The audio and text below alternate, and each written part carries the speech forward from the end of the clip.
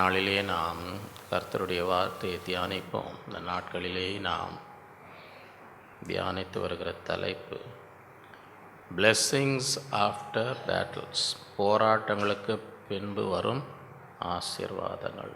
இந்த தலைப்பிலே 7 சத்தியங்கள் தியானித்து. முதலாவது ரிஜாய்சிங், மகிழ்ச்சி. இரண்டாவது ரினவுன், புகழ்ச்சி. மூன்றாவது ரிச்சஸ், ஐஸ்வர்யம். நான்காவது ரோல், நம் வாழ்வில் இலக்கை அடையுதல். ஐந்தாவது ரீபில்டிங், பாழாய் கிடக்கிற இடங்களை மீண்டும் கட்டுதல். ஆறாவது ரெஸ்டோரேஷன், நம் வாழ்வில் இழந்தவைகளை திரும்ப பெற்றுக்கொள்ளுதல். ஏழாவது ரெஸ்ட், இளைப்பாறுதல். இல்லை, முதல் 3 தலைப்புகளை நாம் கடந்த 2 வாரம் தியானித்தோம். இந்த நாளிலே 4வது குறிப்பு, பிளெஸ்ஸிங்ஸ் ஆஃப்டர் பேட்டில்ஸ், போராட்டங்களுக்கு பின்பு வரும் ஆசீர்வாதம். 4வது ரோல், நம் வாழ்வில் இலக்கை அடையுதல். சங்கீதம் 138, 7, 8. நான் துன்பத்தின் நடுவில் நடந்தாலும் நீர் என்னை உயிர்ப்பிப்பீர். என் சத்துருக்களின் கோபத்துக்கு விரோதமாக அது கையை நீட்டுவீர். நமது வலது கரம் என்னை ரட்சிக்கும். கர்த்தர் எனக்காக யாவையும் செய்து முடிப்பார். கர்த்தாவே, நமது கிருபை என்னும் நம்முடைய கரத்தின் கிரியைகளை நிகழ விடாதிருப்பீர்களா. ஆகவே தேவன் நம்மை கொண்டு செய்ய நினைக்கும் காரியங்கள், நம்முடைய வாழ்க்கையின் நோக்கத்தை நிறைவேற்றுகிற தேவனார். எப்படிப்பட்ட சோதனை வழியாக, போராட்டங்கள் வழியாக கடந்து சென்றாலும் தேவன் நம்மை கொண்டு செய்ய நினைத்த காரியங்களை நிறைவேற்றி முடிப்பார்.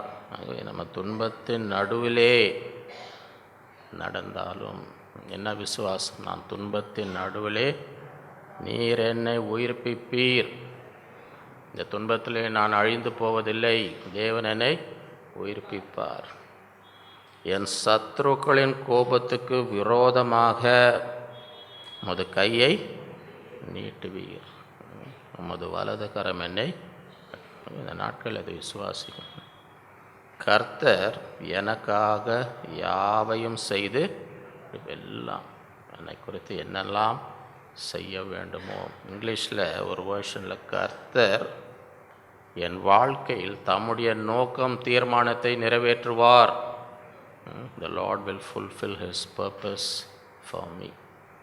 எப்படிப்பட்ட துன்பத்தின் வழியாக கடந்து போடும் என்னை குறித்து தேவனுடைய நோக்கத்தையும் தீர்மானத்தையும் அவர் என்ன செய்வார்? நிறைவேற்றுவார். உமது கிருபை உமது கரத்தின் கிரைகளை நிகழ்வார். 1 பேதுரு 5, 10. கிறிஸ்து இயேசுவுக்குள் நம்மை தமது நித்திய மகிமைக்கு அழைத்தவராயிருக்கிற சகல கிருபையும் பொருந்திய தேவன் தாமே கொஞ்ச காலம் பாட அனுபவிக்கிற உங்களை சீர்படுத்தி, ஸ்திரப்படுத்தி, பலப்படுத்தி நிலைநிறுத்துவார். ஆகவே தேவன் நம் ஒவ்வொருவரையும் கிறிஸ்து இயேசுக்குள் நம்மை தமது நித்திய மகிமைக்கு அழைத்தவராயிருக்கிறார். எதற்காக அழைத்திருக்கிறார்? தம்முடைய நித்திய மகிமைக்கென்று நம்மை அழைத்திருக்கிறார். அவர் சகல கிருபையும் பொருந்திய தேவன். இந்த சகல கிருபையும் பொருந்திய தேவன் தாமே நமக்கு என்ன செய்ய போகிறார்?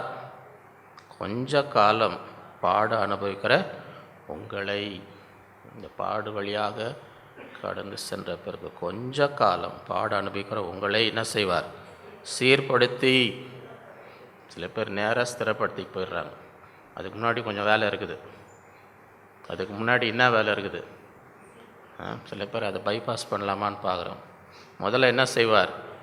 சீர்படுத்துவார். சீர்படுத்துவார்னா என்ன அர்த்தம்? நமக்குள்ளே இருக்கிற எல்லா ஒழுங்கினத்தை கொஞ்சம் நீக்குவார். நமக்குள்ளே இருக்கிற ஒழுங்கினத்தை என்ன செய்வார்?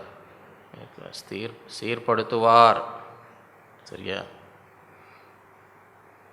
சில பேர் திருந்தாதவங்களை பார்த்து நீ சீர்படவே மாட்டேன்னு கேள்விப்பட்டிருக்கீங்களா? என்ன சொன்னாலும் திருந்தவே மாட்டாங்க. பார்த்துருக்கிறீங்களா? அந்த மாதிரி ஆள் அவங்கள பார்த்து என்னான்னு சொல்லுவாங்க, நீ சீர்படவே மாட்டேன். அந்த மாதிரி இருக்கலாமா? அந்த மாதிரி இருக்கலாமா? என்ன செய்யணும்? சீர்படணும். கொஞ்சம் காலம் பாட அனுபவிக்கிறவங்களே ஆண்டவர் என்ன செய்வார்? சீர்படுத்தி, ஆண்டவரே என்னை சீர்படுத்தும், என்ன செய்ய ஒப்பு கொடுக்கணும். ஆண்டவரே என்னை என்ன செய்யும்? சீர்படுத்தும். சீர்படுத்தி அப்புறம் என்ன பண்ணுவார்? ஸ்திரப்படுத்தி. ஸ்திரப்படுத்தி அதுக்கப்புறம் என்ன பண்ணுவார்? பலப்படுத்தி, உங்களை நல்ல பலனால் உங்களை நிரப்பி அதுக்கப்புறம் என்ன பண்ணுவார்? நிலை நிறுத்துவார்.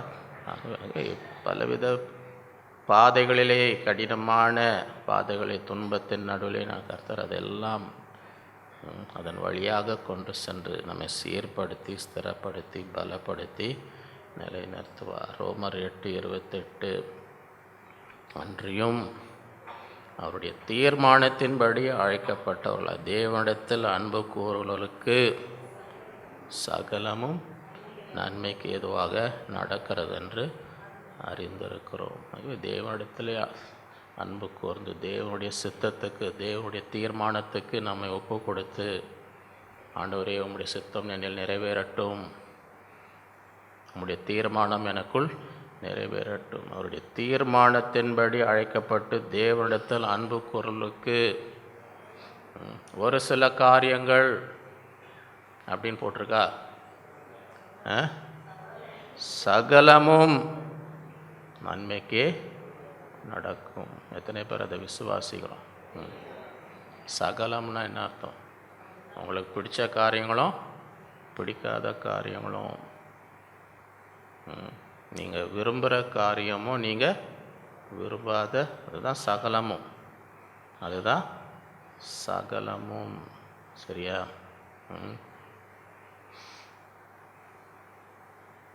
இங்கே எத்தனை பேருக்கு நல்லா சமைக்க தெரியும் தெரில எனக்கு. சரியா? சமையல்னோடனே என்ன ஒரு அமைதி வருது பாருங்க. எங்கள் வீட்டில் எல்லாருமே பயங்கரமாக சமைப்பான். எங்கள் வீட்டில் எங்கள் அம்மா அப்பா கொஞ்சம் வயசானதான் எல்லாம் முன்னெல்லாம் எல்லாம் பயங்கரம். எல்லாருக்குமே என்ன செய்யும்? முக்கால்வாசி எல்லாருக்குமே பயங்கரமாக சமைப்பேன். பயங்கர ருசியாக இருக்கும். அதனால் இந்த யூடியூப்பில் போடுவான்னு பாரு, இந்த ஹோட்டலில் போனால் அங்கே போனோம், இப்போ வேறு லெவலுங்க, வேறு லெவல். இந்த பேச்சை கேட்டு நான் சில டைம் போயிருக்கிறேன். இன்னும் வேறு லெவலுன்றாங்களே, இன்னும் அது இன்னும் அவ்வளோ பயங்கரமாக இன்னும் சமைக்கிறாங்க. இவன் பேச்சை நம்பிக்கின்னு அவன் ஏதோ காசு வாங்கின்னு பேசுகிறானா என்னன்னு தெரில எனக்கு. இப்படி வாங்கி போட்டுக்கினேன் வேறு லெவல். என்ன இதப்போ ஒன்றுமே இல்லையே. நம்ம வீட்டில் எவ்வளோ நல்லா, நம்ம வீட்டில் எவ்வளோ ஒரு ருசியாக, இது ஒன்றுமே. ஒரு வேளை அவன் வீட்டில் யாருக்குமே சமைக்க தெரியலையா என்னான்னு தெரில. எதுக்கு சொல்கிறேன்னா, நல்லா சமைக்க தெரிஞ்சவங்க பாருங்கள், நான் இதை இப்படி போடு, இதை இப்படி போடு, இதை இப்படி போடு, கொஞ்சம் இந்த தூளை போடு. நீங்கள் அந்த தூளெல்லாம் தனித்தனியாக எடுத்திங்கன்னா நல்லாவே, மஞ்சத்தூள் வாயில் வச்சு நல்லா இருக்குமா? பல இதெல்லாம் இருக்குது பாருங்கள். அதெல்லாம் தனித்தனியாக நீங்கள் பார்த்தீங்கன்னா நல்லாவே இருக்காது. ஆனால் நல்லா சமையல் தெரிஞ்சவங்க நம்ம இதை கொஞ்சம் போடு, இதை கொஞ்சம் போடு, இதை கொஞ்சம் எல்லாம் போட்டு மிக்ஸ் பண்ணோன்னே, அதுதான் வாழ்க்கையில் ஒன்று இப்படி இருக்கும், ஒன்று அப்படி இருக்கும், ஒன்று எல்லாம் தனித்தனியாக அனுப்பிக்கும் போது, ஆனால் அதெல்லாம் ஒன்றா சேர்த்து ஆண்டவர் அதுதான் சமையல்கார மாதிரி நினச்சிக்கோங்க. இங்கே ஒன்று நடக்குது, அங்கே ஒன்று நடக்குது, இங்கே ஒன்று நடக்குது, இங்கே ஒன்று, அது எல்லாத்தையும் எடுத்து என்ன பண்ணுறாரு?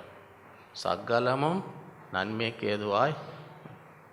இந்த நாட்கள் அது விசுவாசம். நான் தேவனிடத்தில் அன்பு கூறும், தேவனுடைய தீர்மானத்தின்படி சகலமும் என்ன செய்யும். அதான் கொஞ்சம் பொறுமையாக இருக்கணும். அங்கே அடுப்பில் கொச்சின்னு இருக்கும்போது டேஸ்ட் பண்ணின்னு அமைதியாக அது முடியட்டும், சமையல் முடியட்டும். அதுக்கு முன்னாடி இப்போ அதை எடுத்து பண்ணினா நல்லா இருக்காது. அது என்ன, அது என்ன ஒன்றுமே நல்லா சும்மா அமைதியாக சமையல் முடியட்டும். பார்த்துருக்கீங்களே சில பேர் இன்னும் ஆயிடுச்சா அதுக்குள்ளே வந்து ஒரு எடுத்து இப்படி பார்ப்பேன், என்ன நல்லாவே இல்லையே, அமைதியாக உட்கார, அது இன்னும் முடியல. சரியா? சில பேர் அப்படி தான் ஆண்டவர் கட்டியும் அவசரப்படுறோம். அமைதியாக முடியும் போது எப்படி இருக்கும்? சகலம். அந்த நேரத்தில் அது ஒவ்வொன்றும் ஒரு மாதிரி இருக்கும். அந்த நேரத்தில் ஒவ்வொரு அனுபவம் ஒரு மாதிரி இருக்கும். அவசரப்படாத, அமைதியாக இருக்கும். அமைதியாக அதெல்லாம் முடியும் போது பார், முடியும் போது எல்லாம் எப்படி இருக்கும், சகலமும் விசுவாசிக்கணும். ஆதியாகமம் 22:1-10. ஆபிரகாமுடைய வாழ்க்கையிலே கர்த்தர் என்ன செய்தார், எப்படிப்பட்ட பாதையிலே கடந்தார், முடிவு எப்படி இருந்தது, இந்த போராட்டங்களுக்கு பிறகு முடிவு எப்படி இருந்தது, அதை தான் பார்க்கணும். ஆரம்பத்தை பார்க்கக்கூடாது, சரியா? முடிவு வரைக்கும் பொறுமையாக இருக்கணும். இந்த காரியங்கள் நடந்த பின்பு தேவன் ஆபிரகாமை சோதித்தார். ஆக நல்லா ஞாபகம் வச்சுங்க, ஆண்டவர் சோதிக்கிற தேவனா சோதிக்க மாட்டாரா? பள்ளிக்கூடத்தில் சேர்ந்தால் வெறும் பாடம் கற்றுறவங்கள பரீட்சையும் வருமா? இந்த மாதம் பரீட்சை இருக்குதா இல்லையா? வேணாங்க என் பிள்ளைக்கு பரீட்சையே வைக்காதீங்க, நாங்கள் போய் ஒப்பாரி வச்சுன்னு வைங்க, என்ன பண்ணுவோம், கூட்டின்னு போமான்னு வாங்க, போ வீட்டில் வச்சுக்கோ. இங்கே வந்து சேர்ந்தால் என்ன இருக்கும், வெறும் பாடம் கற்றுக் கொடுக்கறதில்ல, பாடம் கற்றுக் கொடுத்த பிறகு என்னவா வரும், பரீட்சையும். பரீட்சையில் தேர்னா தான் அடுத்த வகுப்புக்கு என்ன செய்ய முடியும், போக. இவே நம்முடைய வாழ்க்கையிலும் ஆண்டவர் என்ன வைப்பார், சோதனை. இப்போ தான் தெரியும் உள்ளே என்ன இருக்குதுன்னு டெஸ்ட் பண்ணால் தான் தெரியும். அது வரைக்கும் எல்லாரும் பெரிய 100க்கு 100 வாங்குற மாதிரி உட்காந்துருப்பாங்க. அதில் யார் முட்டை வாங்குறான்னு கண்டே பிடிக்க முடியாது. நீ பரீட்சை வச்சா தான் தெரியும் இங்கே யார் 100க்கு 100 வாங்குறா, யார் முட்டை வாங்குறான்னு. என்னை பார்க்கும்போது எல்லாம் பெரிய அறிவாளி மாதிரி உட்காந்து இருப்பாங்க அங்கே, சரியா? சோதனை வந்தால் தான் உள்ளே என்ன இருக்குதுன்னு தெரியும். இந்த காரியங்கள் நடந்த பின்பு தேவன் ஆபிரகாமை எப்படி எனில், ஆண்டவருக்கு எங்கே எப்படி சோதிக்கணும்னு தெரியுமா தெரியாதா? அவர் அவனை நோக்கி, ஆபிரகாமே அவன் இதோ அடியேன் இருக்கிறேன். அப்பொழுது அவர், உன் பாட்டியாகிய மனைவியை, அது இருந்து என்ன பிரயோஜனம், அது பேர் வயசாகி 90 வயசு ஆயிருக்குது, அதை கொண்டு போய் உள்ளே போடு, அதை பலியிடுன்னு சொன்னாரா? சொல்ல இல்லை. ஏன்னா ஆண்டவருக்கு உங்கள் இருதயத்தில் யார் மேலே உயிர் வச்சுன்னு இருக்கீங்கன்னு தெரியும், யார் மேலே உயிர் வச்சுன்னு இருக்கீங்கன்னு தெரியும். இந்த ஆபிரகாமுக்கு இந்த வயசில் 100 வயசில் ஒரு பையன் பிறந்தால் அவர் உயிர் யார் மேலே இருக்கும், சரியா? ஆபிரகாம், ஆமாங்க, அந்த கணவர்களே அப்படி தாங்க, நினைக்காதீங்க. சாராளுக்கு உயிர் யார் மேலே இருந்திருக்கோன்னு நினைக்கிறீங்க? ஆபிரகாம் மேலே இறந்துருக்கும், 100 வயசு தாத்தா மேலே இறந்துருக்கும். அதனால் யாரையும் பார்த்து நம்ம நல்லவன் சொல்லி எல்லாரும் ஒரே ரகத்தில் தான். ஆபிரகாமும் சரி, சாராலும் சரி, எல்லாம் ஒன்றும், யாரும் ஒன்றும் உன்னோட ஒரு நல்லவன் சொல்கிற மாதிரி நிலைமையிலேயே கிடையாது. இங்கே 2 பக்கமும் எல்லாம் ஒன்று தான், ஒன்று யாரும் இங்கே ரொம்ப இது நினைக்க முடியாது. அப்பொழுது அவர், உன் புத்திரனும் உன் ஏக உன் நேச, இதுலேருந்து என்ன தெரியுது, ஆபிரகாமுக்கு ஈசாக்கு மேலே உயிர் இருக்குதா இல்லையா? ஆனால் தெரியும் எங்கே கையை வைக்கணும், யார் இருதயத்தில் எது முதல் இடம் இருக்குதுன்னு என்ன செய்வார், அங்கே தான் வைக்கிறார். உன் புத்திரனும் உன் ஏக உன் நேச ஈசாக்கை நீ இப்பொழுது அழைத்து கொண்டு மோரியா தேசத்துக்கு போய் அங்கே நான் உனக்கு குறிக்கும் மலைகளில் ஒன்றில் அவனை தகன பலியாக பலியிடு. இந்த மாதிரி சோதனை பாருங்க. 100 வயசு வரைக்கும் இந்த மகனுக்கு தான் காத்து கொண்டிருந்தார். இந்த சின்ன பிள்ளைங்களுக்கு நீங்கள் ஒரு மிட்டாய் கொடுத்துட்டு, இந்த எனக்கு கூட நான் திருப்பி கொடுக்குங்களா, இந்தாம்மா முட்டை, ஆசையாக வாங்கிக்கோங்க. வாங்கின பிறகு நீங்கள் கை நீட்டிங்க, எனக்கு கொடுமானா என்ன, அது கொடுக்க மாட்டேன். நீங்கள் தான் கொடுத்தீங்க, அதை வாங்கிக்கின்னு திருப்பி எனக்கு ஒன்று கூடனா என்ன சொல்ல மாட்டான், கொடுக்க மாட்டேன் ஊனும். ஆபிரகாமுக்கு 100 வயசு காக்க வச்சு கொடுத்துட்டு திருப்பி கொடுன்றார். 100 வயசு குழந்தை பிறந்தாச்சு, இந்த குழந்தை மேலே தான் உயிரே வச்சுன்னு இருக்கிறார். இதுவே அது ஆபிரகாம் ஒன்றுமே போராட்டவே ஆண்டவர் விரோதமாக முறுமுறுக்கவே. ஆபிரகாம் அதிகாலையிலே, அதுக்கப்புறம் மறுபேச்சே இல்லை பாரு, நேரம் 3வது வசனம் வந்துடுச்சு. அதுக்கப்புறம் என்ன ஒன்றுமே ஆண்டவரோடு அவன் போராடினான், தர்க்கித்தான். எப்படி இப்படி கேட்கலாம், இவ்வளோ வருஷம் காத்துனதுன்னு எதுவுமே அங்கே வசனம் எதுவுமே. நேராக 3வது வசனம் கொடுன்றார். ரொம்ப நேராக 3வது.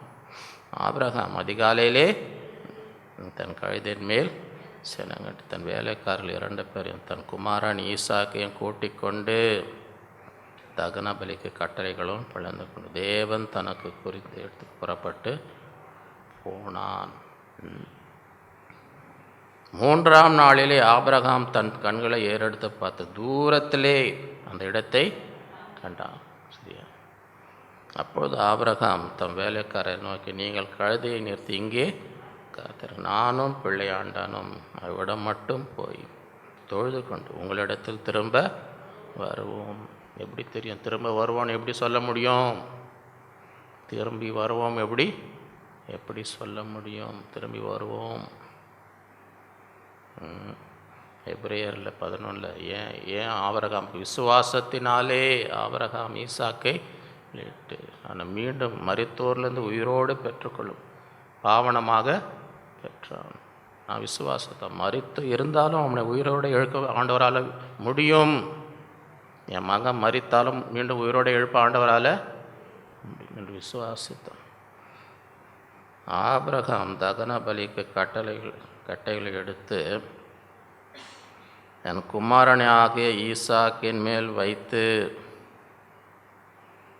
தன் கையில் நெருப்பையும் கத்தியும் எடுத்துக்கொண்டார். இருவரும் அப்பொழுது ஈசாக் தன் தகப்பனாகிய ஆபிரகாம், என் தகப்பனே, அதற்கு என் மகனே இதோ இருக்கிறேன். அப்பொழுது அவன், இதோ நெருப்பும் கட்டையும் இருக்கிறது, தகன பலிக்கு ஆட்டுக்குட்டி.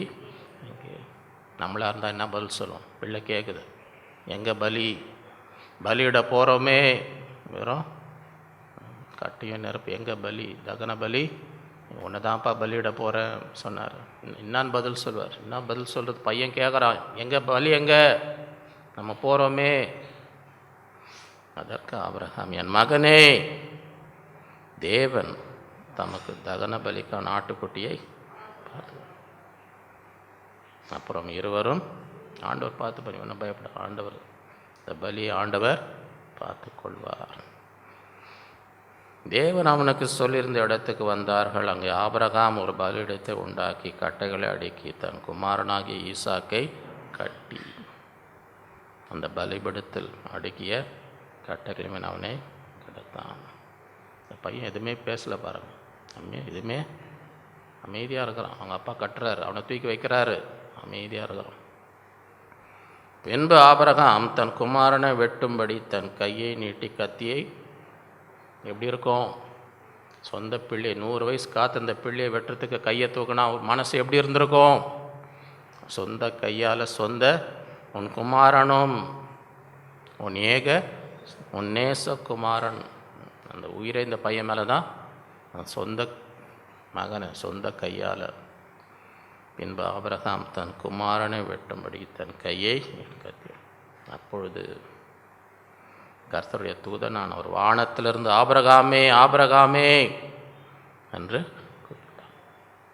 அவன் இதோ அடியேன் என்று. அப்பொழுது அவர், பிள்ளையாண்டான் மேல் உன் கையை, அவனுக்கு ஒன்றும் செய்ய, நீ அவனை உன் புத்திரன் என்றும்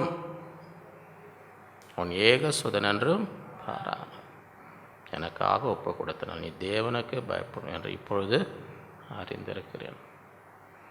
ஆபிரகாம் தன்களை ஏறெடுத்து பார்க்க, இதோ பின்னாக புதிரிலே தன் பொங்கல் சிக்கி கொண்டிருந்த ஒரு ஆட்டுக்கடாவை. அப்பொழுது ஆபிரகாம் போய் கடாவை பிடித்து அதை தன் குமாரனுக்கு பதிலாக ஆபிரகாம் அந்த இடத்துக்கு யெகோவா ஈரே என்று பெயர். அதனாலே கர்த்தருடைய பர்வதத்தில் பார்த்து கொள்ளப்படும் என்று இந்நாள் வரைக்கும் கர்த்தர் பார்த்து கொள்வார். யெகோவா ஈரேனா என்ன அர்த்தம்? நீ கவலைப்படாத, நீ கவலை, கர்த்தர் பார்த்து கொள்வார். விசுவாசி எந்த சூழ்நிலையிலாக இருந்தாலும் கர்த்தர் என் வாழ்க்கையிலே யெகோவா ஈரையா அவர் பார்த்து கொள்வார். அதுதான் அவருடைய அர்த்தம். கர்த்தருடைய தூதனானவர் 2ஆம் தரம் வானத்திலிருந்து ஆபிரகாமுக்கு போராட்டங்களுக்கு பிறகு வரும் ஆசீர்வாதங்கள். இந்த சோதனைக்கு பின்பு ஆபிரகாமுக்கு என்ன ஆசீர்வாதம் கிடைத்தது? நீ உன் புத்திரன் என்றும் உன் ஏகசுதன் என்று பாராமல் அவனை ஒப்பு கொடுத்து இந்த காரியத்தை செய்தபடியால் நான் உன்னை ஆசீர்வதிக்கவே உன் சந்ததியை வானத்து நட்சத்திரங்களைப் போலவும் கடற்கரை மணலைப் போலவும் பெருகவே என்று உன் சந்ததியார் தங்கள் சத்துருக்களின் வாசல்களை சுமத்துக் கொள்வார்கள் என்றும் நீ என் சொல்லுக்கு கீழ்ப்படிந்தபடியால் உன் சந்ததிக்குள் பூமியில் உள்ள சகல ஜாதிகளும் ஆசீர்வதிக்கப்படும் என்று என் பேரில் ஆணையிட்டேன் என்று கர்த்தர். ஆண்டவர் யாரையும் சும்மா சோதிக்க மாட்டார். சும்மா யாரையும் சோதனை. அதுக்கு பிறகு பெரிய எவ்வளோ பயங்கர சோதனையும் அவ்வளோ பயங்கரமான ஆசீர்வாதம். பூமி முழு உலகமும் சந்ததினாலே ஆசீர்வதிக்கப்படும். உன்னை ஆசீர்வதிக்கவே நாட்களில் அதை விசுவாசிக்கணும். போராட்டத்துக்கு பின் வரும் ஆசீர்வாதங்கள், அதை கண்டு சோர்ந்து போக கூடாது. அடுத்தது யோசேப்பு வாழ்க்கையை சங்கீதம் 105 16-22. அவர் தேசத்தில் பஞ்சத்தை வருவித்து ஆகார் என்னும் ஆதரவு கொலை முற்றிலும் வைத்தார். அவளுக்கு முன்னாலே ஒரு புருஷனை யோசேப்பு சிறையாக விற்கப்பட்டான். யோசேப்பு உள்ளே போகும்போது சிறையாக ஒரு கைதியாக தான் உள்ளே போகிறான். அவன் கால்களை விலங்கு போட்டு ஒடுக்கினார்கள். அவன் பிராணன் இரும்பில் அடைக்கப்பட்டது. கர்த்தர் சொன்ன வார்த்தை நிறைவேறும் அளவும் அவருடைய வசனம் அவனை புடமிட்டது.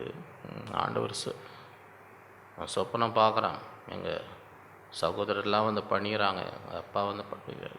உடனே நடந்ததா? இல்லை. இந்த வார்த்தை நிறைவேறும் வரைக்கும் அந்த வசனம் என்ன செய்யுது? புடமிடுது. அவனை போட்டு சிறை கைதியாக அடிமையாக இருக்கான். அங்கே அவன் மேலே பொய்யா சொல்லி அவனை தூக்கி எங்கே போடுறாங்க? சிறையில் போடுறாங்க. அங்கே இருக்கிறான். அந்த வார்த்தை வரும் அளவு அந்த வசனம் அவனை என்ன செய்தது? ஆண்டவர் வாக்குத்தத்தம் கொடுத்தா அது நிறைவேறும் வரைக்கும் ஆண்டவர் நம்ம என்ன செய்வார்? புடமிடுவார். போராட்டங்களுக்கு பின்பு வரும் ஆசீர்வாதங்கள். ராஜா ஆள் அனுப்பி அவனை கட்டவிழ்க்க சொன்னான். ஜாதிகளின் அதிபதி அவனை விடுதலை பண்ணினான். தன் பிரபுக்களை அவன் மனதின்படி கட்டவும் தன் மூப்பர்களை ஞானிகளாகவும் அவனை தன் வீட்டுக்கு ஆண்டவனும் தன் ஆஸ்திக்கு எல்லாம் அதிபதியும் ஆக்கினான். ஆகவே இந்த நாட்களிலே போராட்டங்களுக்கு பிறகு கர்த்தர் ஆசீர்வாதங்களை வைத்திருக்கிறார். புடமிட்ட பின்பு கர்த்தர் உயர்த்துவார். யாக்கோபு மரிக்கு முன்பாக தன் பிள்ளைகளெல்லாம் வர சொல்கிறார், நான் உங்களுக்கு ஆசீர்வாதம் கூறணும். அப்போ யோசேப்பு வந்து நிற்கிறார். ஆதியாகமம் 49:22-20 ஒவ்வொருத்தருக்காக சொல்லின்னு வர்றார். அப்போ யோசேப்பை பார்த்து என்ன சொல்லுகிறார்? யோசேப்பு கனி தரும் செடி, அவன் நீரூற்றண்டில் உள்ள கனி தரும் செடி, அவன் குடிகள் சுவரின் மேல். வெல் வீரர் அவனை மனமடிவாக்கி. மனமடிவுனா என்ன அர்த்தம்? மனமடிவுனா என்ன அர்த்தம்? சும்மா சின்ன துக்கம் கிடையாது. மனமடிவுனா அப்படி நொறுக்கிட்டாங்க. இருதயத்தை என்ன பண்ணாங்க? மனசை மடிவாக்குனாங்கன்னா என்ன அர்த்தம்? அப்படியே உங்களை ஃபுல்லாக இருதயம் நொறுங்கி போகிற அளவுக்கு உங்களை. வெல் வீரர் அவனை மனமடிவாக்கி அவன் மேல் அவனை பகைத்தார்கள். அவ்வளோ பகை அவன் மேலே, அவ்வளோ. ஆனாலும் இவ்வளோ பேர் அவனுக்கு, ஆனாலும் அவனுடைய வில் உறுதியாய் நின்றது. அவன் புயங்கள் யாக்கோபின் வல்லவரின் கரங்களால், இதனாலே அவன் மெய்ப்பனும் இஸ்ரவேலின். ஆண்டோடைய கரம் எல்லாரும் அவனுக்கு விரோதமாக இருந்தாலும் ஆண்டோடைய கரம் அவனை என்ன செய்யுது? தாங்குது.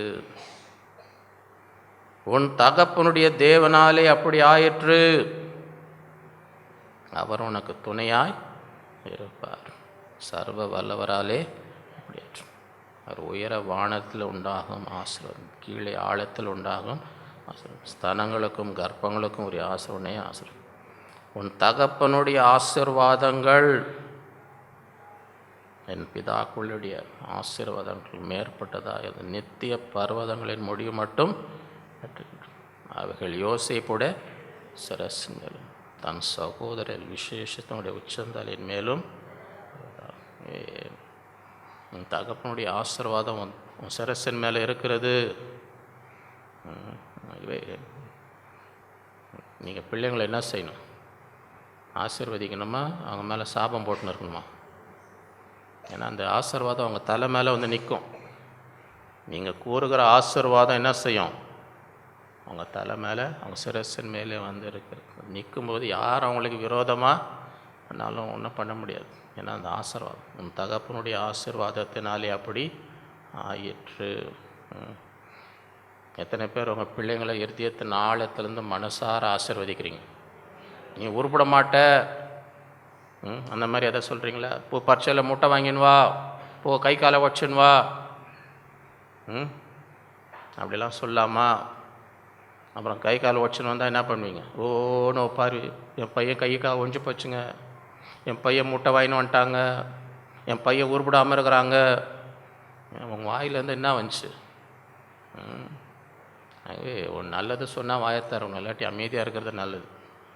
பிள்ளைங்களை ஆசீர்வதிக்கிற மாதிரி ஏதாவது உங்கள் வாயில் வந்துச்சுன்னா சொல்லணும், இல்லை அமைதியாக இருக்கிறதே நல்லது. ஏன்னா அவன் தகப்பனுடைய ஆசீர்வாதம் அவன் சிரசின் மேல்.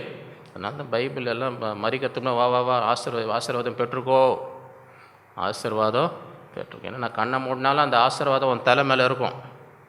நான் கண்ணை மூடினாலும் அந்த ஆசீர்வாதம், நான் கூர்ன ஆசீர்வாதம். அதனால தான் இந்த அதிகாரத்தில் வாங்க வாங்கன்றார். எல்லாம் வாங்க, நான் போகிறதுக்கு முன்னாடி உங்களுக்கு என்ன சொன்னேன்? என் ஆசீர்வாதத்தை கொடுக்கணும். இந்த நாட்டில் மிக ஜாக்கிரதையாக. ஆதியாகமம் 50:17 இந்த இடத்துக்கு, தங்கள் தகப்பன் மரணம் அடைந்ததை யோசேப்பின் சகோதரர் கண்டு, ஒரு வேளை யோசேப்பு நம்மை பகைத்து நாம் அவனுக்கு செய்த எல்லா பொல்லாங்குக்காக நாம் சரி கட்டுவான் என்று சொல்லி யோசேப்பினிடத்தில், யோசேப்பத்தை நினச்சி கூட பார்க்கல இவங்க பண்ணதெல்லாம். ஆனால் இவங்களுக்கு பண்ணவங்களை குத்தினே இருக்குது. நம்ம பண்ணோமே, நம்ம இப்படி பண்ணோமே, இப்போ அப்பா போயிட்டாருப்பா, ஏதோ அப்பாவுக்கு பயந்துன்னு ஒரு வேலை விட்டு வச்சுருந்தான் போல், அப்பாக்காக அமைதியாக இருந்தாலும் பல்ல கட்சின்னு இருந்தான் போல், இப்போ அப்பா போயிட்டாரு, நம்ம பண்ணோமே. அவன் மறந்தாலும் இவனுக்கு என்ன பண்ணு குத்தினே இருக்குது. ஐயோ பண்ணிட்டோமா, இது பண்ணோமே, அதை பண்ணோமே. இப்போ பழி வாங்கினானா என்ன பண்ண முடியும்? சேர்த்து வச்சு கொடுத்தானா? எல்லாத்தையும் சேர்த்து வச்சு கொடுத்தா என்ன பண்ண போகிறோம்? சரியா? ஆள் அனுப்பி உண்மையாக அவங்க அப்பா சொன்னாரோன்னு தெரியல, இவங்க சொல்கிறாங்க. உம்முடைய சகோதரர் உமக்கு பொல்லாங்கு செய்திருந்தாலும் அவர்கள் செய்த துரோகத்தையும் பாதகத்தையும் நீர் தயவு செய்து மன்னிக்க வேண்டும் என்று உம்முடைய தகப்பனார். யாரை இழுத்து விடுறாங்க பாருங்க. இவன் நேராக கேட்கறதுக்கு இல்லை, நான் பண்ண என்ன மன்னிங்கன்னு காலில் விழல, யாரை இழுத்து விடுறாங்க? உம்முடைய தகப்பனார் மரணம் அடையும் முன்னே உமக்கு சொல்லும்படி கட்டளையிட்டார். சொன்னாராம். என்னான்றாங்க? உங்கள் அப்பா சொன்னார்ப்பா, உயிர் போகிறதுக்கு முன்னாடி சொன்னார், போய் சொல்லுப்பா. அவர் தான் நேராகவே பேசினார் யோசேப்புக்கிட்ட. அப்போ சொல்லியிருக்கலாம்ல, அப்பா இவங்களை மன்னிச்சுடு, இவங்கெல்லாம். அவர் அங்கே சொன்ன மாதிரி தெரில, இவங்க சொல்கிறாங்க மன்னிக்க வேண்டுமென்ற உம்முடைய தகப்பனார் மரணம் அடையும் முன்னே உமக்கு சொல்லும்படி. பின்ன அத்தாட்சி அவர் சொன்னாருன்னு இவங்க சொல்கிறாங்க. அவர் சொன்னாரா இல்லையா நமக்கு எப்படி தெரியும்? சொன்னாரா இல்லையான்னு நான்லாம் பண்ணுறதை பண்ணிட்டு காலில் விழ வேண்டியதை என்னை மன்னிங்கன்னு காலில் அதை விட்டுடலாம். அவங்க அப்பா இழுத்துன்னு செத்து போன அப்பா இழுத்துன்னு வராங்க. எங்கள் அப்பா சொன்னார்ப்பா, சாவத்துக்கும் சொன்னார், உனக்கு சொல்லி சொன்னார். ஏன்ப்பா நான் நேராக வந்தேன், என்கிட்ட சொல்லவே இல்லையான்னு சொல்லியிருந்தான்னு வைங்க. நான் நேராக வந்தேன்ல, அப்பா என்னை கூப்பிட்டார்ல, நான் ஆசீர்வாதம் நான் வந்து நின்னேனே, அப்போ ஒன்றுமே சொல்லியே. அப்போ ஒன்றுமே சொல்லின்னு சொல்லியிருந்தான்னு வைங்க, இவன் நிலைமை என்ன இருக்கும்? ஆகையால் நம்முடைய தகப்பனாருடைய தேவனுக்கு ஊழியக்காரராக இருக்கிற நாங்கள் இப்போ யாரா இவங்க ஊழியக்காரர் ஆகிட்டாங்க. இப்போ தடி எடுத்தவனா தண்டல்காரன் வாங்க பாரு. பின்னாவா இவங்க. ஆகையால் உம்முடைய தகப்பனாருடைய தேவனுக்கு ஊழியக்காரராகிய நாங்கள். உண்மையாக ஊழியக்காரன் தான் அடுத்த வார்த்தை என்ன வருது? ஊழியக்காரராகிய நாங்கள் செய்த ஊழியன்னு வருதா? நீ ஊழியக்காரன் தான் என்ன செஞ்சுருக்கணும்? ஊழியம் பண்ணியிருக்கணும். என்னான்ற நீயும் வாயால் சொல்கிற, என்னன்னு சொல்கிற? தகப்பனுடைய தேவனுக்கு ஊழியக்காரராகிய நாங்கள் செய்த துரோகத்தை. என்ன மாதிரி இருக்குங்க இது? இவனுங்க அந்த காலத்தில் தான் இருந்தாங்கன்னு நினைக்கிறீங்க? இந்த காலத்துலேயும் இருக்கிறாங்க. நான் தேவனுக்கு ஊழியக்காரர்னு செய்கிறதெல்லாம் என்னவா இருக்குது? இந்த காலத்தில் இருக்கிறாங்களா இல்லையா? ஊழியக்காரராகிய நாங்கள் செய்த துரோகத்தை மன்னிக்க வேண்டும் என்று அவனுக்கு சொல்ல சொன்னார்கள். அவர்களை யோசேப்புக்கு சொன்னபோது என்ன செய்தான்? அழுதான். ஏன் அழுதான்? அவன் இருதயத்தில் யார் மேலேயும் கசப்பு. சத்துருக்களை சிநேகியுங்கள் அப்படின்னு ஆண்டவர் சொன்னார். அவன் மேலே அவன் அதை நினச்சி கூட பார்க்கல. இவனுக்கு அதை நினச்சின்னு அவன் மனசில் அது போகவே மாட்டேன். இப்படி பண்ணோமே அவன் அழுதான். அதுதான் தேவனுடைய அன்பு. ஒரு இருதயத்தில் தேவனுடைய அன்பு நிரம்பி இருந்தால் அவங்க யார் மேலேயும் என்ன செய்ய மாட்டாங்க, எல்லாத்தையும் மன்னிச்சிடுவாங்க. யார் என்ன தீமை செய்தாலும் அவன் இருதயத்தில் கசப்பம் வெறுப்போம். அவன் அழுகுறான். ஏன் பின்பு அவனுடைய சகோதரரும் அவனுக்கு முன்பாக தாழ இதோ நாங்கள் உமக்கு அடிமைகள். யோசேப்பு அவர்களை நோக்கி, பயப்படாதாருங்கள், நான் தேவனா? நான் ஒன்றுமே இல்லை. நான் தேவனா? ஏன் பயப்படுறீங்க? நான் ஒன்றுமே கிடையாது. நீங்கள் எனக்கு தீமை செய்ய நினைத்தீர்கள். நீங்கள் செய்த தீமை ஒன்றும் நீங்கள் தீமையே செய்யலன்னு சொல்ல. நீங்கள் எனக்கு தீமை செய்ய தேவனோ தேவனிடத்தில் அன்பு கூர்ந்து அவருடைய தீர்மானத்தின்படி அழைக்கப்பட்டவர்களுக்கு சகலமும் நன்மைக்கு நடக்கும்.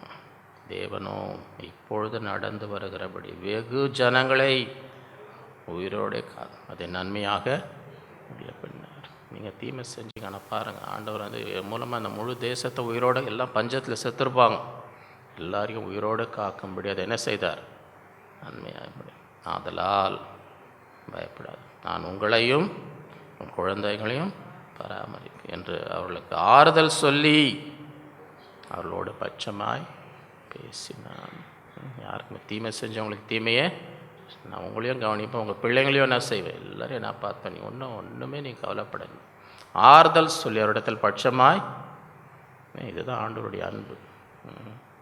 உண்மையாய் தேவனுடைய அன்பினால் நிரப்பப்பட்டவர்கள் அவருடைய இறுதியும் இப்படிதான். தன்னை தீமை செய்தவர்கள் ஆறுதல் சொல்லி பட்சம் உங்களையும் கவனிப்பேன், உங்கள் பிள்ளைங்களையும் கவனிப்பேன்.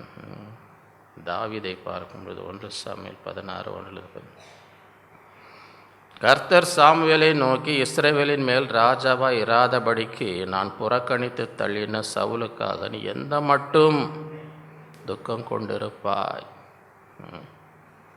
இவன் கொம்பை தைலத்தால் நிரப்பி கொண்டு வா, பெத்லகேமனாகி ஈசாவின் அடுத்த கொன்னை அனுப்பேன். அவன் குமாரில் ஒருவனை நான் ராஜாவாக தெரிந்து கொண்டேன். நீ எந்த மட்டும். இந்த நாளில் சிலர் ஏதாவது துக்கமான சம்பவம் நடந்ததுன்னு அதிலே துக்கத்திலே அழுது கொண்டு சோர்ந்து போய் அப்படியே இருப்பாங்க. அதுதான் எவ்வளோ நாள் துக்கத்தில் இருப்பா? நடந்துடுச்சு, அதை வச்சு எவ்வளோ நாள் நீ துக்கத்திலே வாழ்ந்து கொண்டு இருப்பாய்? அதுலேருந்து என்ன செய்ய வெளியே வா. அடுத்தது நான் என்ன செய்ய போகிறேன்? சவுலுக்கு பதிலாக வேற ஒரு ராஜாவை ஆயத்தமாக போ. யாருமே பின்னானவர்களை மறந்து என்ன செய்யணும், முன்னானவர்களை நாடி இலக்கை நோக்கி பழசையே நடந்துச்சு. அதான் கேட்குறேன், எவ்வளோ நாள் நீ துக்கத்தில் இப்படி நடந்து போச்சே, எவ்வளோ நாள் துக்கத்திலே இருப்பாய், எழுந்துரு, முன்னேறி செல்ல வேண்டிய காலம் வந்தது. பழசுலேயே வாழ்ந்து கொண்டு இருக்கக்கூடாது. நடந்ததுலேயே நடந்தது நீ எழுந்துரு. ஆண்டவர் ஆறுதல் படுத்தார், பலப்படுத்த, முன்னேறி செல். அதற்கு சாமுவேல், நான் எப்படி போவேன்? சவுல் இதை கேள்விப்பட்டால் என்னை கொன்று போடுவானே. அப்பொழுது நீ ஒரு காளை கையோடு கொண்டு போய் கர்த்தருக்கு பலியிட வந்தேன் என்று சொல்லி ஈசாவை பலி விருந்துக்கு அழைப்பை. அப்பொழுது நீ செய்ய வேண்டியதை நான் உனக்கு சொல்லுகிறேன். எனக்காக அபிஷேகம் நீ போ. நாங்கள் போன பிறகு என்ன செய்யணும்னு சொல்லணும். யாரை காட்டுறோன்னு அவனை என்ன செய், அபிஷேகம் பண்ணணும். கர்த்தர் சொன்னபடியே சாமுவேல் செய்து பெத்லெகேமுக்கு போனான். அப்பொழுது ஊரன் மெய்ப்பர் தத்தளிப்போடு அவனுக்கு எதிர்கொண்டது, நீ வருகிறது சமாதானமா? என்னப்பா வண்டியே, என்ன எதாவது பிரச்சனையா? சில பேர் வந்தாலே என்னங்க எதாவது பிரச்சனையாங்க, ஏன்னா வரும்போது ஏதாவது ஒன்று ஒரு நல்ல செய்தியோடு சில பேர் வரமாட்டாங்க, பார்த்துருக்குறீங்களா? அவங்க வந்தாலே என்னங்க ஆயிடுச்சு, ஏங்க வந்தீங்க? இல்லைங்க, அதான் வந்து கேட்குறாங்க, என்னப்பா என்ன இதுக்காக என்ன சமாதானமாக வந்து என்ன பிரச்சனையா, என்ன ஏன் வந்திருக்கிறீங்க? அதற்கு அவன், சமாதானம்தான், கர்த்தருக்கு பலியிட நீங்கள் உங்களுக்கு பரிசுத்தம் பண்ணி கொண்டு உடனே கொண்ட பலி விருந்துக்கு வாருங்கள் என்ற. மேலும் ஈசாவையும் குமாரரையும் அவர்களை பலியிடுவதற்கு அழைத்தான். அவர்கள் வந்தபோது அவன் எலியாவை கர்த்தரால் அபிஷேகம் பண்ணப்படுவன், இவன் தானாக்கும் என்று. முதல் பையன் வரான், எலியா. இவன் தான் போல. கர்த்தர் சாமுவேலை நோக்கி, நீ இவனுடைய முகத்தையும் இவனுடைய சரீர வளர்ச்சியும் இதை பார்க்காத. சில பேர் அதை தான் பார்த்துன்னு இருக்கிறாங்க. அவன் முகத்தை பார்த்தாங்க, அடாடாடாடா, அவனுடைய சரீர வளர்ச்சியும் பார்த்து ஏமாறுறவங்க இருக்கிறாங்களா இல்லையா? நாங்கள் தெரியாமல் போச்சுங்க, நான் வேறு முகத்தை தாங்க பார்த்தேன், அவன் சரீர வளர்ச்சியாக தான், மீறி ஏதாவது பார்த்து அதை ஒட்டியே நீ பார்க்காதன்றார். இவனுடைய முகத்தையும் சரீர வளர்ச்சியும் நான் இவனை புறக்கணித்தேன். மனுஷன் பார்க்கிறபடி நான் மனுஷன் முகத்தை, கர்த்தரோ இருதயத்தை. அப்பொழுது ஈசாய் அபினாவை அழைத்து அவனை சாமுவேலுக்கு முன்பாக கடந்து போக இவனையும் கர்த்தர் அட்டாலியாம் சசிவங்க ஈசாய் சம்மாவையும் கடந்து போ அவனை இவனை கர்த்தர். இப்படி ஈசாய் தன் குமாரில் 7 பேரை சாமுவேலுக்கு முன்பாக கடந்து போக பின்னும் சாமுவேல் ஈசாயை பார்த்து, கர்த்தர் இவள் ஒருவனையும் நான் 7 பேரும் போயிட்டா ஒருத்தனும் உன் பிள்ளைகள் இவ்வளோதானா என்று ஈசாவை கேட்டான். அதற்கு இன்னும் எல்லாருக்கும் இளையவன் ஒருவன் இருக்கிறான், இன்னும் ஒருத்தன் இருக்கிறான், அவனுக்கு லிஸ்ட்டில் கூட அவங்க சேர்க்கல. இவன் எங்கேருந்து ஆக போகிறான், இவன் எங்கேருந்து ராஜா ஆக போகிறான்னு அவனை கூட இவன் அம்சம். அவன் ஆடுகளை மேய்த்து கொண்டு இருக்கிறான் என்றான். அப்பொழுது சாமுவேல் ஈசாவினை ஆள் அனுப்பி அவனை அழைப்பி, அவன் இங்கே வரும் மட்டும் நான் பந்திருக்க. இந்த ஆடு மேய்ச்சின்னு இருக்கிறானே அவனை வர சொல். ஆடு மேய்ச்சின்னு இருக்கிறவனே, அவங்க வீட்டில் யாருமே தாவீதை என்ன செய்யலை, அவனை ஓரங்கட்டி வச்சுட்டாங்க. தாவீதை ஓரங்கட்டி உலகத்தில் அது நடக்குதா? யாராவது ஒருத்தர் ஓரங்கட்டி வைக்கிறது நடக்குதா இல்லையா? அதுதான். மீதி பேரெல்லாம் இருக்கிறாங்க, இவனை மாத்திரம் நீ இப்போ ஆடு மேய்ச்சின்னு, நீ வராத, நீ அவன் வந்தாதான் இங்கே விருந்து. ஆள் அனுப்பி அவனை அழைப்பித்தான். அவன் சிவந்த மேனியும் அழகிய கண்களும் நல்ல ரூபம் உள்ளவன். அப்போ கர்த்தர், இவன் தான், நீ எழுந்து இவனை. அப்பொழுது சாமுவேல் தைல கொப்பை எடுத்து அவனை சகோதர நடுவில் அபிஷேகம் பண்ணினான். அந்நாள் முதற்கொண்டு கர்த்தருடைய ஆவியானவர் தாவீதின் மேல் வந்து இறங்கி இருந்தார். சாமுவேல் எழுந்து ராமாவுக்கு. சரியா? அப்போ இந்த என்றைக்கு சாமுவேல் வந்து அபிஷேகம் பண்ணினானோ அந்த நாளிலிருந்து தாவீதுக்கு போராட்டம். அந்த நாளிலிருந்து அவனுக்கு 2 சாமுவேல் 3:1 சவுலின் குடும்பத்துக்கும் தாவீதின் நெடுநாள் யுத்தம் நடந்தது. ரொம்ப நாள் போராட்டம். உடனே ஒன்றும் அவனுக்கு எண்ணெய் ஊற்றின உடனே போய் சிங்காசனத்தில் உட்காரல. நெடுநாள் ஓடி போகிறான். சவுல் இவனை கொலை பார்க்குறான். சங்கீதம் 34 வாசத்தை பார்த்தீங்கன்னா எப்போ பாடின, சவுலுக்கு தப்பி ஓடிக்கொண்டு இருக்கும்போது பாடின சங்கீதம். சவுலின் குடும்பத்துக்கும் தாவீதின் குடும்பம் நெடுநாள் யுத்தம். தாவீது வர வர பலத்தான், சவுலின் குடும்பத்தார் வர வர பலவீனம். சரியா, அநேக நாட்கள் யுத்தம் நடந்த பிறகு 2 சாமுவேல் 5:1 அக்காலத்தில் இஸ்ரவேல் கோத்திரங்கள் எல்லாம் எப்ரோனில் இருக்க தாவீதினிடத்தில் வந்து, இதோ நாங்கள் உம்முடைய எலும்பும் உம்முடைய சவுல் எங்கள் மேல் ராஜாவாக இருக்கும்போதே இஸ்ரவேலை நடத்தி கொண்டு போனவரும் நடத்தி கொண்டு வந்தவரும் நீரே. கர்த்தர் என் ஜனமாகி இஸ்ரவேல் நீ மேய்த்து நீ இஸ்ரவேல் மேல் தலைவனாயிருப்ப என்று உம்மிடத்தில் சொன்னார். இஸ்ரவேலின் மூப்பர் எல்லாரும் எப்ரோன் ராஜாவிடத்தில் தாவீது ராஜா எப்ரோனிலே கர்த்தருக்கு முன்பாக அவர்களோடு உடன்படிக்கை பண்ண பின்பு அவர்கள் தாவீதை இஸ்ரவேல் மேல் ராஜாவாக அபிஷேகம். தாவீது ராஜாவாகும் பொழுது 30 வயதாயிருந்தான். அவன் 40 வருஷம் ராஜ்யபாரம். அவன் எப்ரோனிலே யூதாவின் மேல் 7 வருஷம் 6 மாதம், எருசலேமில் சமஸ்த இஸ்ரவேல் மேல் 33 வருஷம் ராஜ்யபாரம். அப்படின்னா முதல் 7 வருஷம் ஒரு கூட்டம் மாத்திரம்தான் தாவீத ராஜாவா 7 வருஷம் பிறகு தான் மீதி பேர் எல்லாரும் வந்து முதல் 7 வருஷம் 6 மாதம் எருசலேம். அதுக்கப்புறம் இஸ்ரவேலின் மேலும் யூதாவின் மேலும் 33 வருஷம் ராஜபாரம். 2 சாமுவேல் 7:1 20. தாவீது தேவனை நோக்கி பண்ண ஜெபம் இந்த அதிகாரத்தில் வாசி. கர்த்தர் ராஜாவை சுற்றிலும் இருந்து அவனுடைய எல்லா சத்துருக்களுக்கும் அவனை நீங்கள் இளைப்பாறை பண்ண போது அவன் தன் வீட்டில் வாசமாக இருக்கு. ராஜா தீர்க்கதரிசி ஆகிய நாத்தானை நோக்கி, பாரும், கேது மரங்களால் செய்யப்பட்ட வீட்டிலே நான் வாசம் பண்ண போது தேவனுடைய பெட்டி திரைகளின் நடுவே வாசமாக இருக்கிறது.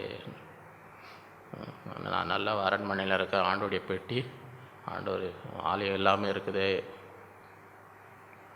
அப்பொழுது நாத்தான் ராஜாவை நோக்கி, நீ போய் உம்முடைய இருதயத்தின் உள்ளபடியெல்லாம் செய்யும், கர்த்தர் உம்மோடே இருக்கிற. தீர்க்கதரிசி தானாகவே சொல்லிட்டார், போய் கட்டுப்பா, ஆலயம் கட்டு, இருதயத்தில் இருக்கிறதெல்லாம் செய். பரவாயில்ல, தீர்க்கதரிசி சொல்லிட்டாருப்பா, தீர்க்கதரிசி சொல்லிட்டாரு, போய் கட்டுன்னு சொல்லிட்டாரு அப்படின்னு சந்தோஷமாக இருக்கிற நேரத்தில் அன்றைக்கி ராத்திரி தீர்க்கதரிசியோட ஆண்டவர் பேசுகிறார். நான் நீ பாட்டுக்கு போய் இதை சொல்லிட்டு வரியே, தீர்க்கதரிசினா இஷ்டத்துக்கு விட்டு அடிக்கலான்னு அர்த்தமா? தீர்க்கதரிசினா கர்த்தர் என்ன சொல்கிறாரோ அது மாத்திரம் தான் நீயா என்ன செய்யக்கூடாது, இது செய் அது செய், நீயா போய் என்ன செய். யாருவோ சில பேர் தீர்க்கதரிசின்னு பேர் வந்துடுச்சுன்னு வைங்க, விட்டடிப்பாங்க. ஜனங்களாம் நம்பிடுவாங்க, நம்ம தீர்க்கதரிசின்னு தெரியுதே, நம்ம சொல்கிறதெல்லாம் நம்பிடுவாங்க. என்ன பண்ணுறது? எல்லாம் செய்யுங்க, கர்த்தர் உங்களோட இருக்கிறார். ஐயா அங்கே சொல்லிட்டு வந்த அன்றைக்கி நைட்டே ஆண்டவர் வந்துட்டார். அன்று ராத்திரிலே கர்த்தருடைய வார்த்தை நாத்தானுக்கு உண்டாகி அவர், நீ போய் இப்போ நான் சொல்கிறத சொல், இப்போ நான் சொல்கிறத போய் என் தாசனாகிய தாவீதை நோக்கி, கர்த்தர் சொல்லுகிறது என்னவென்றால், நான் வாசமாக இருக்கத்தக்க ஆலயத்தின் எனக்கு கட்டுவாயோ. நீ எனக்கு ஆலயம் கட்டணும்னு ஆசைப்படுறியா?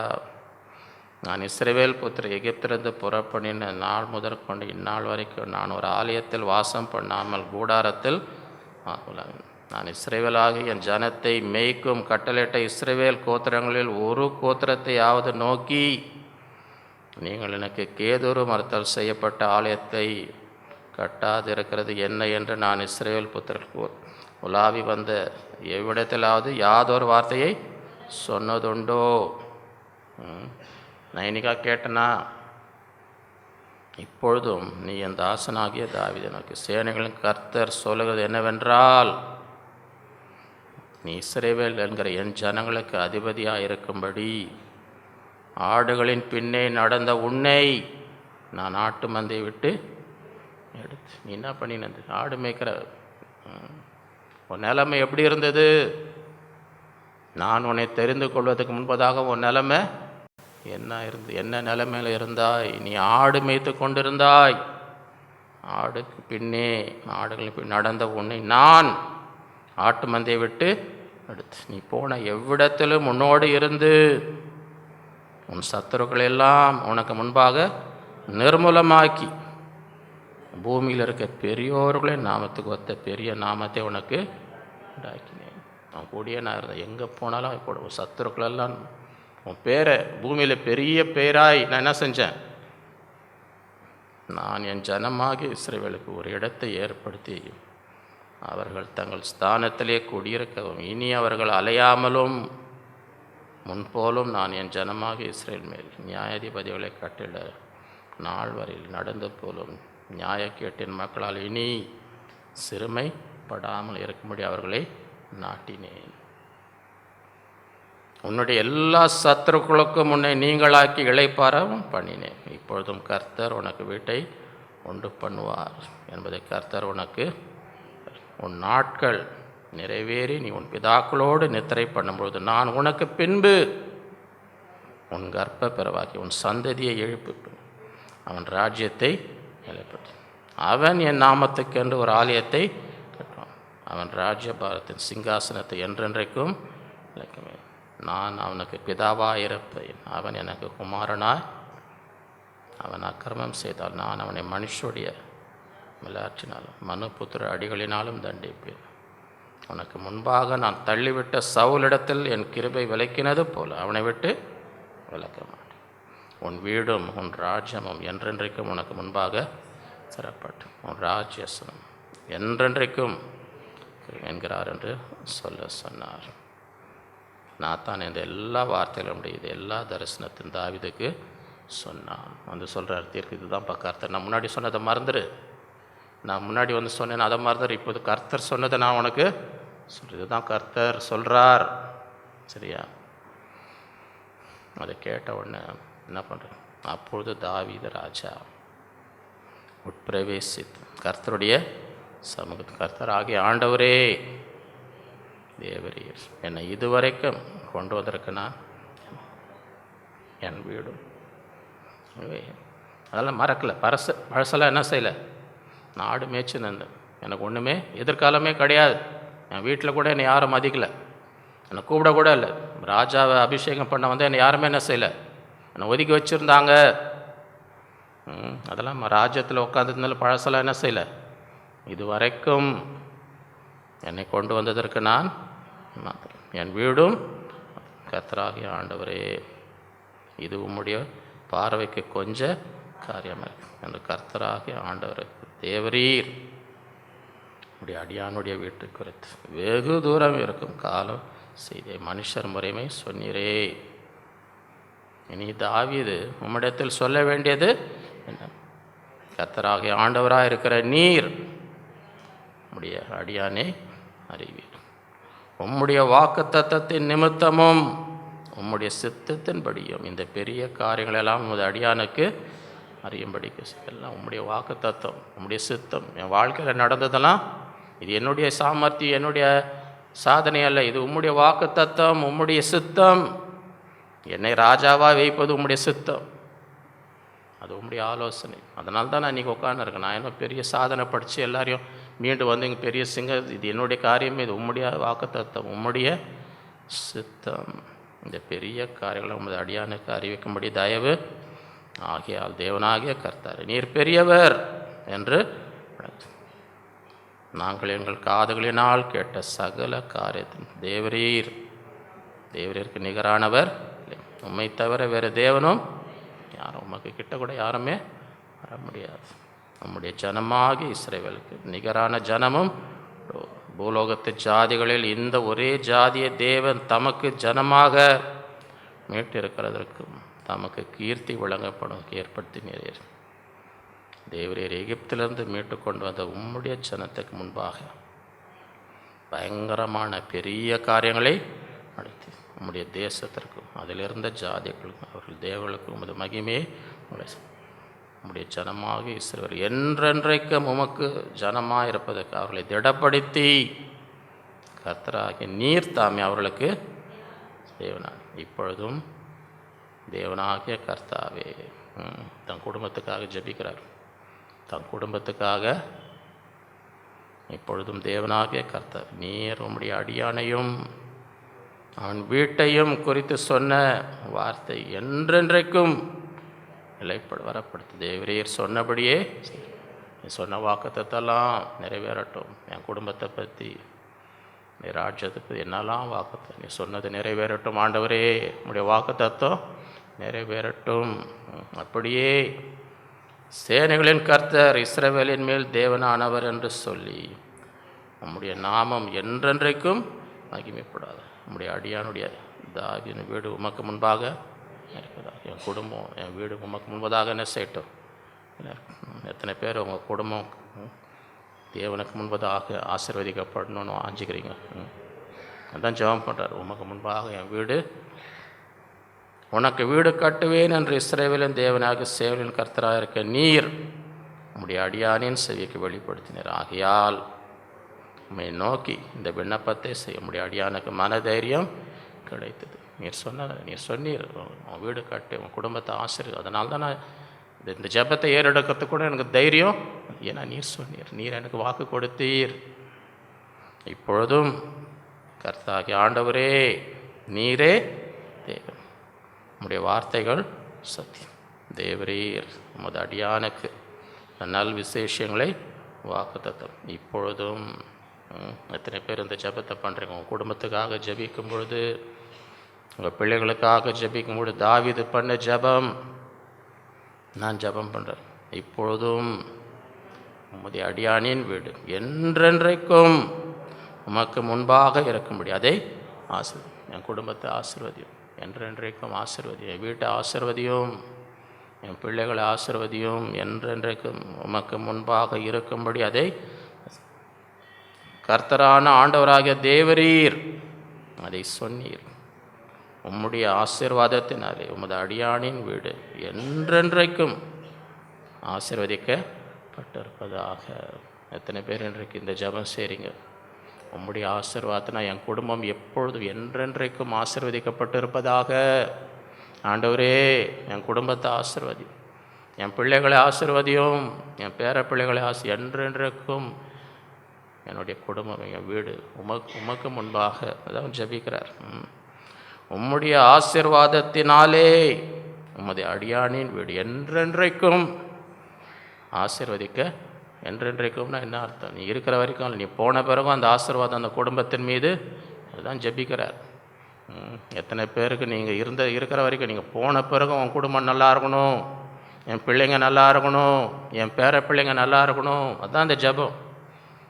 உம்முடைய ஆசீர்வாதத்தினாலே உம்முடைய அடியானின் வீடு என்றென்றைக்கும் ஆசீர்வதிக்கப்பட்டிருப்பதாக. இந்த நாளிலே இதெல்லாம் நாம் கற்றுக்கொள்ள வேண்டிய ஜெபம். இந்த மாதிரி ஜெபம் பண்ணு. கர்த்தர் ஆசீர்வதிக்கிற தேவன், தலைமுறை தலைமுறையாக ஆசீர்வதிக்கிற தேவன். தேவனோடு உடன்படிக்கை செய், தேவனிடத்தில் கேட்டு மன்றாடி குடும்பத்தின் மீது சந்ததி சந்ததியாக தேவனுடைய ஆசீர்வாதத்தை என்ன செய் பெற்றுக்கும். நீ என்ன வச்சுட்டு போகிறீங்களோ ஆசீர்வாதத்தை வச்சுட்டு போங்க. நீங்கள் பணம் வச்சுட்டு போகலனாலும் பரவாயில்ல, சரியா? சொத்து வச்சுட்டு போகலனாலும் தேவனுடைய ஆசீர்வாதத்தை வச்சுட்டு போங்க. அது என்றென்றைக்கும் அந்த ஆசீர்வாதம் அந்த சந்ததி மேலே இருக்கும், அந்த பிள்ளைங்க மேலே இருக்கும், அந்த பேர பிள்ளைங்க மேலே. அதுதான் ஜெபம் பண்ணுறார். ஆண்டவரே நான் ஒன்றுமே இல்லை, நான் ஆடு மேய்த்திருந்தேன், இதுவரைக்கும் என்னை கொண்டு வந்ததற்கு நான் எம்மாத்திரம், என் வீடு மாத்திரம். உங்களுடைய கிருபை, உங்களுடைய தயவு இதுவரைக்கும் நான் போன பிறகும் அதே கிருபை இருக்கட்டும், அந்த தயவு இருக்கட்டும். என்றென்றைக்கும் என் வீடு உமக்கு முன்பதாக உம்முடைய ஆசீர்வாதத்தினாலே ஆசீர்வதியும். நீர் வாக்கு கொடுத்தீர், அதை நிமித்தம் நான் ஜெபிக்கிறேன். இந்த நாட்களிலே அதை விசுவாசிக்கணும். கர்த்தர் இப்படிப்பட்ட துன்பத்தின் நடுவில் எல்லாம் நம்ம உயிர்ப்பித்து நமக்காக யாவையும் ஆபிரகாமை சோதித்த பின்பு உன்னை ஆசீர்வதிக்கவே ஆசீர்வதி. இதே போல தான் யோசேப்பும் பலவித சோதனை எல்லாம் வழியாக கொண்டு கர்த்தர் அவனை உயர்த்தி வைத்தார். வெகு ஜனங்களை உயிரோடு வைக்கும் அதை நன்மையாய் மாற்றினார். இதே போல தான் தாவீது ஆடு மேய்த்து கொண்டு வந்தது. பல சோதனை, உயிர் தப்ப ஓட வேண்டியதாக இருக்குது. சவுல் அவனை பின்தொடர்ந்து எல்லாம் முடிந்த பின்பு கர்த்தர் அவனை என்ன செய்தார்? சிங்காசத்தனே வயிற்று உன்னை மாத்திர உனக்கு பிறகும் உன் சந்ததியை நான் என்ன செய்வேன், ஆசீர்வதிப்பேன். அங்கே இந்த நாட்களிலே அதை விசுவாசிக்க வேண்டும். இந்த நாளிலே தியானித்த ஒவ்வொரு வசனத்தை வைத்து ஒவ்வொரு நாளும் என்ன செய்யணும், உங்கள் குடும்பத்துக்காக பிள்ளைகளுக்காக ஜெபித்து இப்படிப்பட்ட ஆசீர்வாதங்களை ஒவ்வொருவரும் சுதந்திரிக்கும்படி இந்த நாட்களிலே கர்த்தர் நமக்கு கிருபை செய்வாராக. நாம் ஜெயிப்போம். அன்புள்ள ஆண்டவரே, உம்மை துதிக்கிறோம், உம்மை ஸ்தோத்திரிக்கிறோம். இந்த நாளிலும் உம்முடைய பிள்ளைகளாய் கூடி வந்து ஆராதித்து உம்மை தொழுது கொள்ளும்படி உம்முடைய சமூகத்திலே இருதயத்தை ஊற்றி ஜெபிக்கும்படி தந்த கிருபைக்காக உம்மை ஸ்தோத்திரிக்கிறோம். இந்த நாட்களில் எங்களோடு பேசி கொண்டு வருகிற ஒவ்வொரு வார்த்தைக்காக, போராட்டங்களுக்கு பின்பு வரும் ஆசீர்வாதங்கள் இந்த நாளிலும் எங்களுடைய வாழ்க்கை குறித்து நீர் வைத்திருக்க நோக்கத்தில் கர்த்தர் எங்களுக்காக யாவையும் செய்து துன்பத்தின் மடத்திலே நடந்தால் எங்களை உயிர்ப்பிக்கிற தேவன், நம்முடைய தீர்மானத்தின்படி அழைக்கப்பட்டோம் என்பவர்களுக்கு சகலமும் நன்மைக்கே நடக்கும்படி கொஞ்ச காலம் துன்பத்தை அனுப்பி எங்களை சீர்படுத்தி ஸ்திரப்படுத்தி பலப்படுத்தி நிலைநிறுத்துகிறது. ஆபிரகாமை சோதித்த பின்பு ஆசீர்வதித்தார், உன்னை ஆசீர்வதிக்கவே ஆசீர்வதி. யோசேப்பை சோதித்த பின்பு உயர்ந்த ஸ்தானத்தில் முழு தேசத்துக்கு அதிபதியாக வெகு ஜனங்களை உயிரோடு காக்கும்படி உன்னை உயர்த்தி வைத்தீர். தாவீதை ஆசீர்வதி. எத்தனையோ போராட்டம், உயிர் தப்ப ஓடிக்கொண்டிருக்க நாட்களிலும் அவனோடு இருந்தீர். வேலை வரும்பொழுது அவனை உயர்த்தி சிங்காசனத்திலே நீர் வைத்தீர். அதை உணர்ந்த தாவீது, இதுவரைக்கும் என்னை கொண்டு வந்ததுக்கு நான் எம்மாத்திரம், என் வீடும் என் மாத்திரம், ஆடுகளை பின்பே ஓடிக்கொண்டது நம்முடைய ஜனத்தின் அதிபதியாக உயர்த்தினீர். நாட்களிலே தாவீதை ஜெபித்தது போல ஆண்டவரே, உம்முடைய ஆசீர்வாதத்தினால் உம்முடைய அடியானின் வீடு உமக்கு முன்பதாக என்றென்றைக்கும் ஆசீர்வதிக்கப்பட்டு இருப்பதாக. நாளிலே அப்படியே ஒவ்வொரு குடும்பத்தையும் ஆசீர்வதியும், பிள்ளைகளை ஆசீர்வதி, பேர பிள்ளைகளை ஆசீர்வதி, சந்ததி சந்தியாது என்றென்றைக்கும் உடைய பிள்ளைகளுடைய குடும்பம் ஆசீர்வதிக்கப்பட்டிருக்கும். இந்த நாளிலே உடைய கரத்தை வைத்து ஒவ்வொருவரையும் ஆசீர்வதியும்.